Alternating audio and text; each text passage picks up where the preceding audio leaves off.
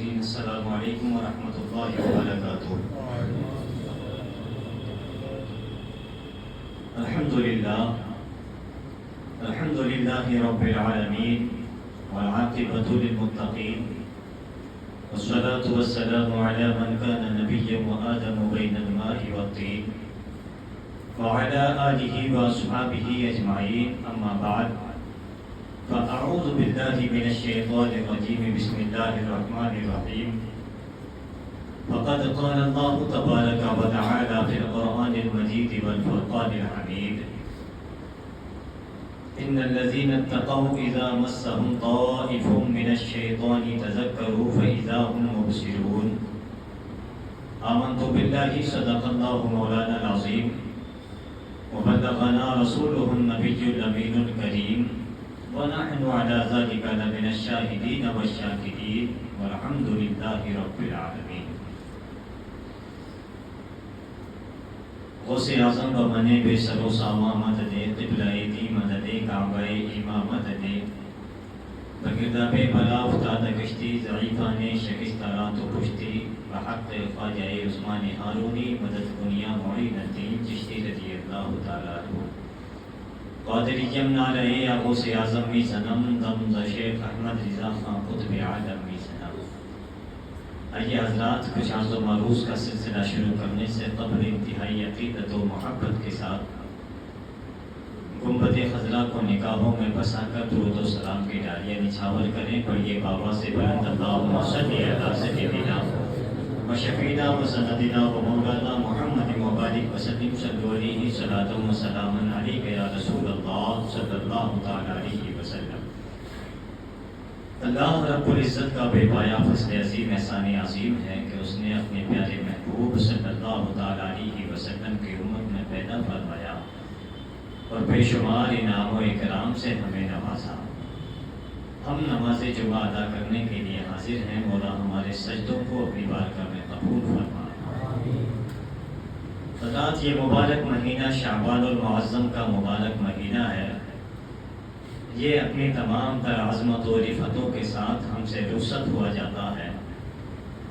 اس مہینے میں ایک رات بڑی عظیم الشان رحمتوں والی رات، مغفرت والی رات ہم اور آپ کے درمیان گزر کر چلی گئی۔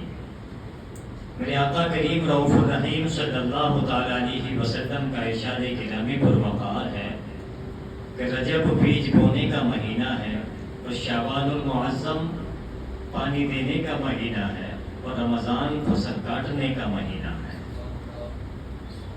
مطلب یہ ہے کہ اللہ کے رسول صلی اللہ تعالی علیہ وسلم ارشاد فرماتے ہیں کہ میرے آقا اس مہینے میں بے شمار روزے رکھا کرتے تھے، یہاں تک کہ رمضان المبارک سے ملا دیا کرتے تھے۔ حضرت ام المؤمنین عائشہ صدیقہ رضی اللہ تعالی عنہا ارشاد فرماتی ہیں کہ میں نے آقا کریم صلی اللہ تعالی علیہ وسلم کو کسی مہینے میں رمضان کے علاوہ اتنے روزے رکھتے نہیں دیکھا جتنا آپ شعبان میں رکھا کرتے تھے۔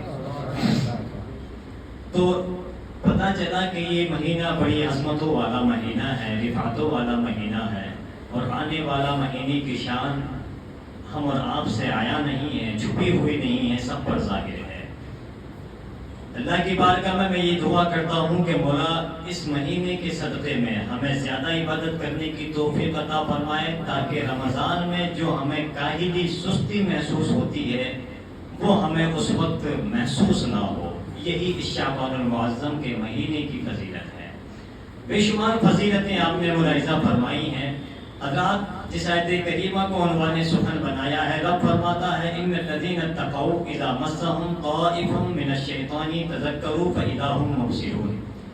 بے شک جب پرہیزگاروں کو شیطان کی طرف سے کوئی وسوسہ آتا ہے، کوئی خیال آتا ہے، تو وہ ان کو فوراً حکم خدا یاد آ جاتا ہے، ان کا دل روشن ہو جاتا ہے، منور ہو جاتا ہے، ان کی آنکھیں کھل جایا کرتی ہیں۔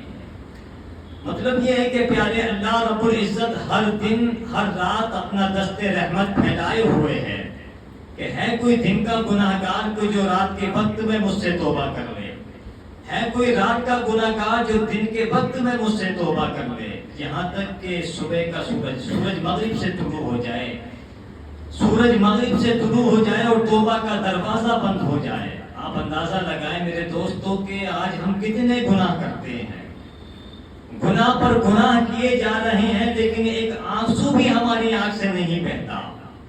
گزشتہ قوموں کا اتہاس اٹھا کر دیکھو اور ہسٹری پڑھو ان قوموں کی، کہ وہ قوم اگر کوئی گناہ کرتی تھی تو پیشانی پر لکھ دیا جاتا تھا۔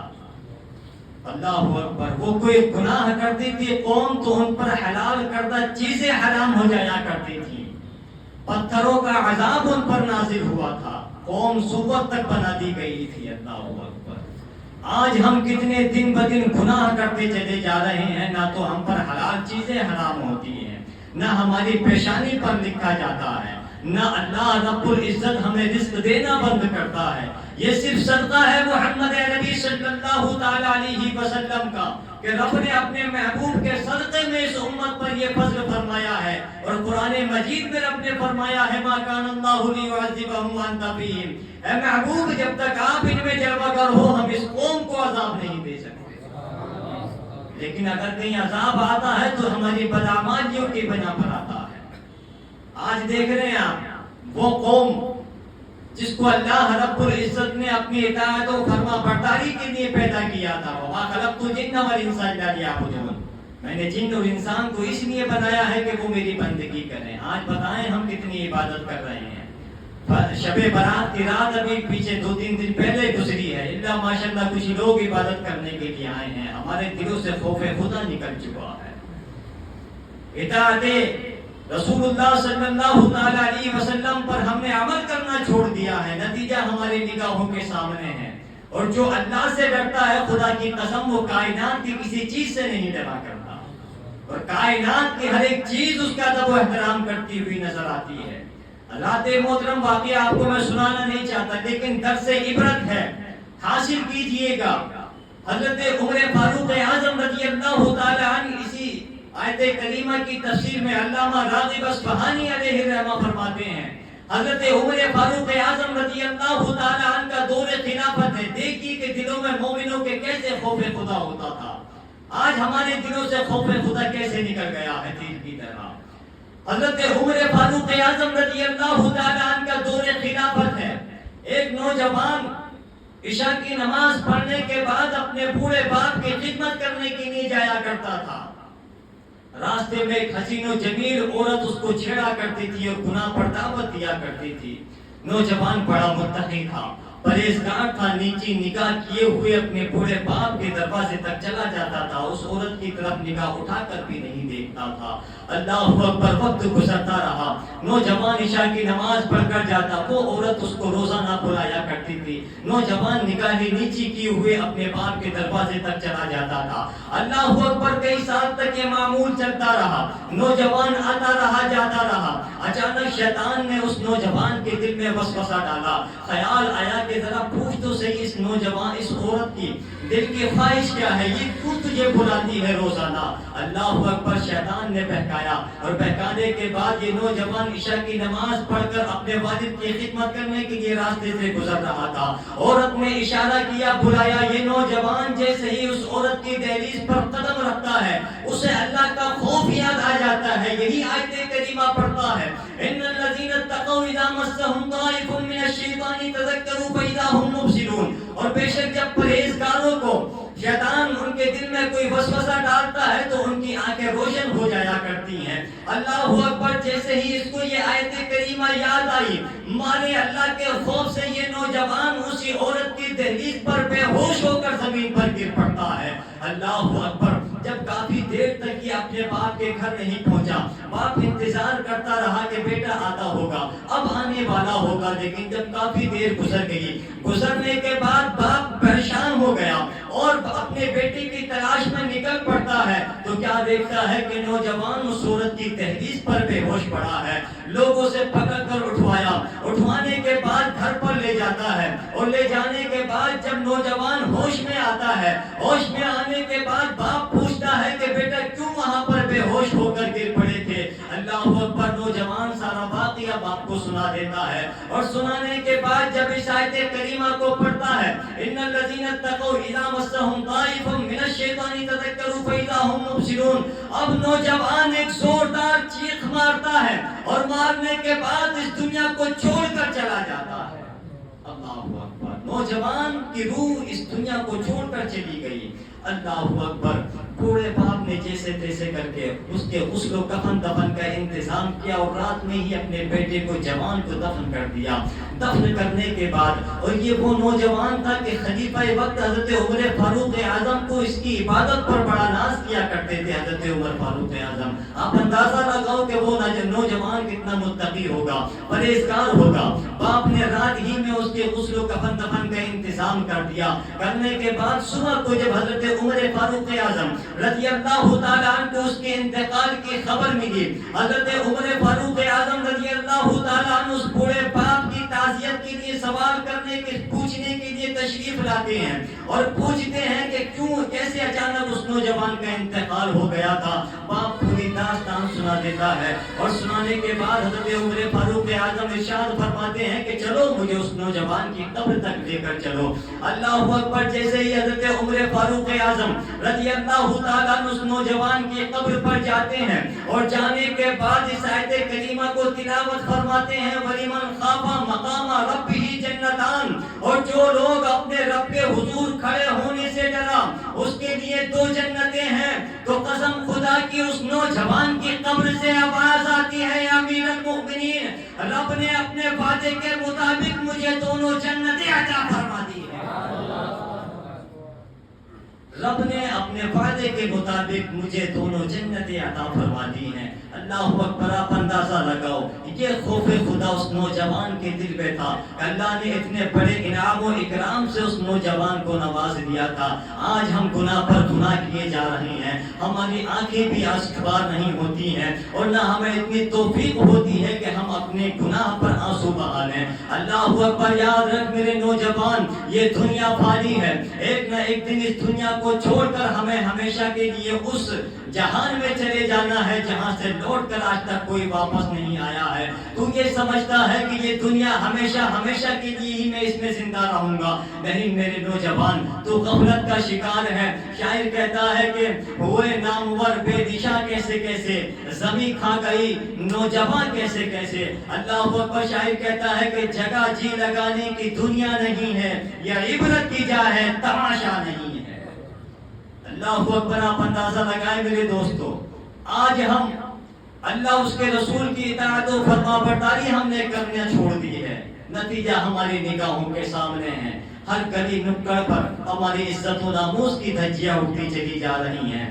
اللہ کا خوف ہمارے دل سے کیا نکل گیا، ساری قوموں کی دہشت ہمارے دلوں میں بیٹھتی چلی گئی۔ شاعر کہتا ہے کہ وہ معزز تھے زمانے میں مسلمان ہو کر، وہ معزز تھے زمانے میں مسلمان ہو کر، اور آج ہم خوار ہو رہے ہیں تاریخ قرآن ہو کر۔ آج ہم نے قرآن پر عمل کرنا چھوڑ دیا ہے، فرامین مصطفیٰ اللہ اس کے رسول کی اطاعت و فرما برداری ہم نے کرنا چھوڑ دیا ہے۔ آج تو ہمارا حال یہ ہے کہ پیسہ دے کر ہم گناہ کماتے ہیں۔ اللہ اکبر، پیسہ دے کر ہم گناہ کماتے ہیں۔ میرے نوجوان، یہ تیری کمائی ہے، خون پسینے محنت کی کمائی ہے، اس کو دنیا میں خرچ زیادہ نہ کر کے نیک راستے میں بھی تو خرچ کر۔ آج میری قوم رنگ رلیوں میں مستو ہوتی چلی جا رہی ہے۔ نیکی کی دعوت دو تو ادھر سے نکلتے سنتے ہو ادھر سے نکال دیا کرتے ہیں، اور جو نصیحت کرتا ہے سب سے برا وہ شخص نظر آتا ہے آج میری قوم کو۔ اللہ اکبر، اندازہ تو لگائے، اور جو نصیحت کرتا ہے، علماء بندو نصیحت کرتے ہیں تو سب سے بڑے برے دکھائی دیتے ہیں کہ یار ان کا تو کام ہی یہی ہے۔ اللہ اکبر، اور اگر پوچھ لیا جائے نا میرے نوجوان سے کھڑے ہو کر کے بتا قرآن مجید میں کتنی صورتیں ہیں، تو بغلے جھانکتے ہوئے نظر آئے گا۔ نماز میں کتنے فرائض ہیں، غسل میں کتنے فرائض ہیں، تو بغلے جھانکتا ہوا میرا نوجوان نظر آئے گا۔ اتہاس دیگر قوموں کا، بالی ووڈ اسٹار کا پوچھ لو تو ساری ہسٹری میرا نوجوان بتاتا ہوا نظر آئے گا۔ اللہ اکبر، میرے نوجوان، یہ دنیا فانی ہے، اپنے اتہاس پر تو غور کر، اپنے قرآن پر بھی تو عمل کرنا شروع کر دے۔ خوف خدا ہمارے دلوں سے نکل گیا ہے، تو پیارے آج ہم در در کی ٹھوکریں کھاتے پھر رہے ہیں۔ آج اللہ اس کے رسول کی اطاعت و فرما برداری ہم نے کرنا چھوڑ دی ہے، نتیجہ ہماری نگاہوں کے سامنے ہے۔ گناہوں سے توبہ کر لو، ندامت کے چند آنسو بہا لو۔ یار تمہارا رب اتنا مشفق و مہربان ہے کہ 70 ماؤں سے زیادہ تم سے پیار فرماتا ہے۔ اللہ اکبر۔ یار تم سچے دل سے اگر توبہ کر لو، توبۃ نصوحہ کر لو، ایسی توبہ جو آئندہ کیجئے تمہارے لیے نصیحت بن جائے، قریب ہے کہ تمہارا رب تم کو گناہوں سے نکال کر جنت میں داخل فرما دے گا جس کے نیچے نہریں جاری ہیں۔ لیکن آج ہم نے 11 مہینے پر تو ہم گناہ پر گناہ کیے جاتے ہیں، رمضان المبارک کا مہینہ آتا ہے پھر بھی ہم گناہوں سے باز نہیں آتے ہیں۔ وجہ کیا ہے کہ دل پر کالا دھبا لگ چکا ہے، دل دھیرے دھیرے سیاہ ہوتا چلا گیا۔ رمضان میں بھی ہم گناہوں سے باز نہیں آتے ہیں، وجہ یہی ہے کہ 11 مہینے جو ہم نے کنٹینیو گناہ کیے، وہ گناہ کرنے سے شیطان کو تو جکڑ دیا جاتا ہے زنجیروں میں، لیکن اس نے اپنے چیلے چاپڑ چھوڑ دیے ہیں، وہ اپنا کام کو انجام دے رہے ہیں۔ میری ملت کے نوجوانوں، بزرگوں اور دوستوں، ماہ رمضان المبارک کی آمد ہونے والی ہے۔ میں دعا کرتا ہوں کہ اللہ رب العزت اس رمضان میں ہمیں زیادہ سے زیادہ نیک اعمال کرنے کی توفیق عطا فرمائے۔ پتہ نہیں اگلا ماہ رمضان ہمیں نصیب ہو یا نہ ہو۔ میرے دوستو، زندگی کا ایک ایک لمحہ کو قیمتی شمار کرو، پتہ نہیں کہ کون سی سانس میں ہم دنیا کو خیر آباد کہتے ہیں۔ اس یہاں سے کبھی ہم نے کنارہ نہ کیا، لیکن تو نے دل آسودہ ہمارا نہ کیا۔ ہم نے تو کی جہنم کی بہت تدبیر، مگر تیری رحمت نے ہرگز بھی گوارا نہ کیا۔ کلمہ طیبہ پڑھی تھی، لا الہ الا اللہ محمد رسول اللہ، استغفر اللہ ربی من کل ذنب و اتوب الیہ۔ السلام علیکم۔